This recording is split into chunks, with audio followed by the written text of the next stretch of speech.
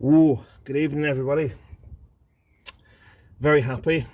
I know you can't see a lot of it at the minute, but this is my 166 and I'm very happy to have it back. It's just benefited from a nice new 2-litre twin spark engine. Just in the case of running it in gently at the minute and doing a few bits and bobs of maintenance ready for its MOT. Now, one of the jobs it needs doing is a pair of track rod ends. One on the other side's got a bit of a knock to it, and this one, as you can see, is quite loose. And there should be a little bit of free play, but not all that much. So I thought I'd bring you along and we'll have a bit of a chat while we're doing it. Not too bad a job to do, these aren't, compared to some other cars. I've got a pair of new track rod ends, he says. Where's the other one gone? Yeah, it's about somewhere. That's a new track rod end. That's what they look like. That's for the right side. Ah, here's the left one. Over there. Yeah, there's the left one. So that's what we're going to be replacing.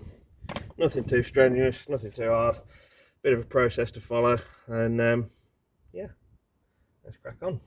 So, first step is to undo the little jam nut at the back. Now, usually these are quite tight, but hopefully it's not going to be one good tug. I think it should come undone. Whoosh. Now, you don't want to do it too much, because once you've got it undone and you've got the ball joint broke free, you need to count the turns. Yeah, you need to count the turns when you're winding it off, so you know how far to screw the next one on. And the car is booked in tomorrow morning for a full laser wheel alignment, so the tracking will be a little bit out now once it has the new ones in it, but it's only going to be driven 2 miles down the road to have an alignment. So make sure the winding gun's going in the right direction. That's untighten. Get that in there. There we go. Now we'll be needing a pickle fork. I don't like to use these if I can get away with it, because although the track rod end's scrap and it will completely tear the boot to pieces, I don't like using these because it tends to leave a lot of scarring on the area that the new part needs to clamp to. So what we do first is we'll get Derek, I'll stand up and we'll give her a bit of a belt to see if she comes undone. And if she don't, we'll use the pickle fork.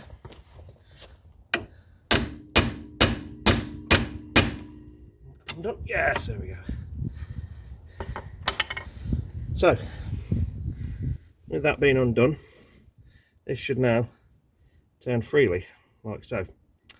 And this is where you need to count your turns. Lift it up out of the way.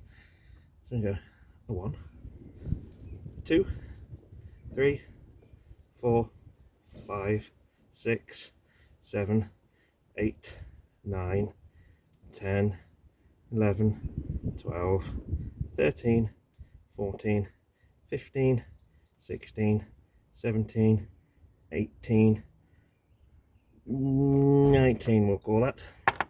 So we'll remove that out of the way. That's your old one, pretty much past its best, leaking grease. So on for a new one. I'll get some squirt and we'll show you something else that we do. Oh, get that. A wire brush, a little bit of spray around this to clean it off.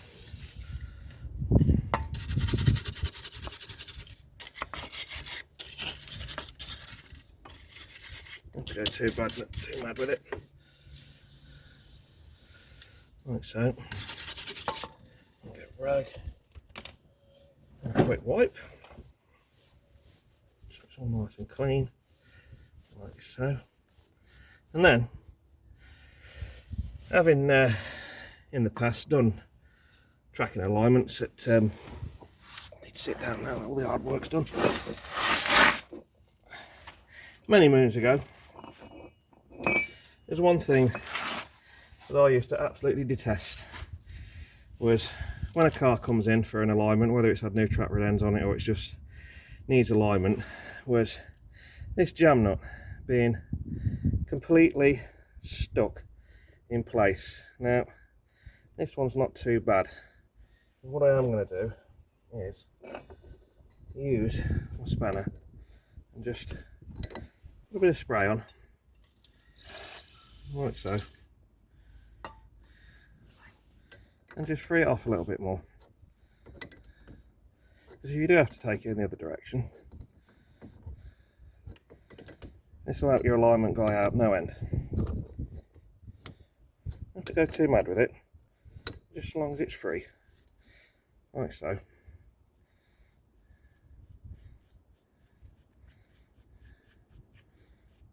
I'll move that crap out of the way and get a rag again.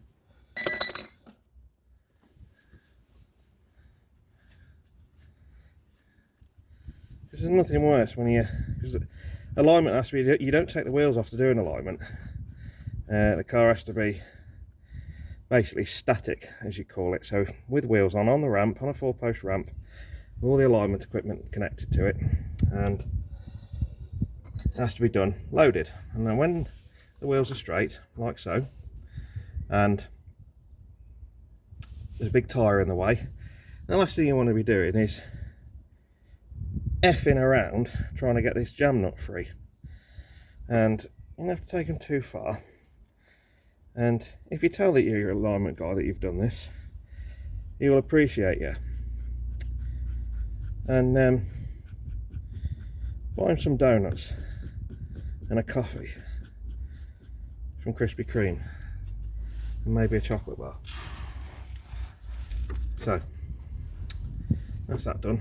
All nice and free, no playing near the other ball joints, it's all tight as a drum, ready to go. So now it's just a case of reinstalling a new one, and we'll find some Never Sneeze, whatever that is. There we go. A little bit of anti-seize lube. This stuff's vile. It gets absolutely everywhere. I don't like using it at the best of times, but the odds are it's probably going to be me that's undoing this track rod end in the future, because it's only a cheap Chinese one, so I'll probably be replacing it again in about 18 months, but we're not complaining. Yeah, this anti-seize, or Never Sneeze as it's known as in the trade, gets absolutely everywhere. I mean, I've only got this on my finger at the minute, but by the time I've wiped my finger, it'll be in my armpits, at the back of your ball sack, everywhere, and you'll still be finding it next week. So 19 turns. 1, 2, 3, 4, 5, 6, 7, 8, 9, 10, 11, 12, 13, 14, 15, 16, 17, 18, and 19. We'll drop that back a little bit, bring that out, like so, drop the ball joint in, like so, come on, there we go, a little nut,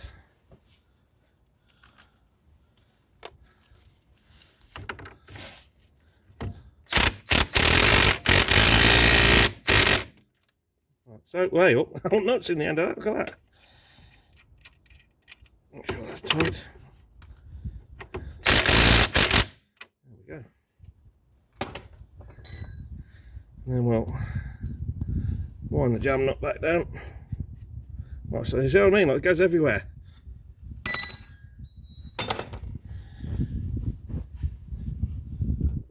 Vile, horrible stuff.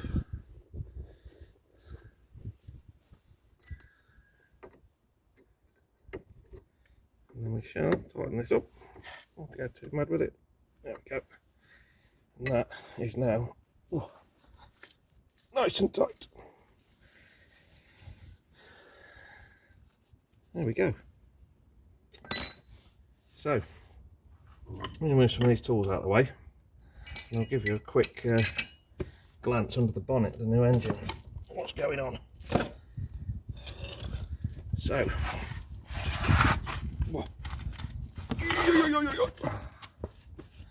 take you out the mount. You can come with me.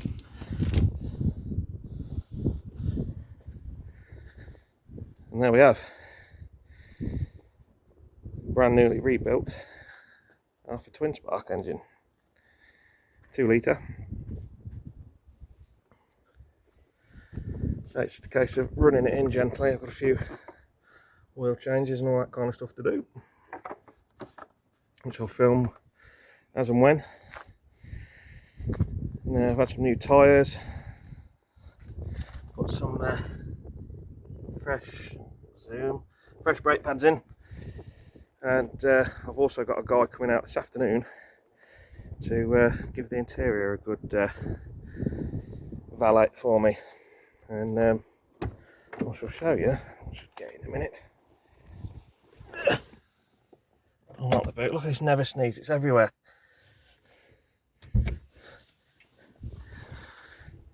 What went wrong with the old engine? So I've kept some trophies. We can have a look in here. We've got the old spark plugs. And with this being a twin spark engine, let's put these in my hand. That's what they should normally look like. Obviously not covered in oil. Nice decent electrode and focus. Focus please. So that's what they should normally look like. However, these, where is it? Well, that's one of the spark plugs from cylinder 1. Because what had actually happened was that it done the same thing as what the 90 had done, and dropped 2 valves. So there's one, and these plugs are minute. There's the other. So it's involved another engine. So anyway, I'll keep you updated over the next few days. We shall. This fresh track one in. Do an oil change video as well over the next couple of days. Relatively easy on these, nowhere near as bad as the 3 litre ones. So, thanks so much everybody. See you soon.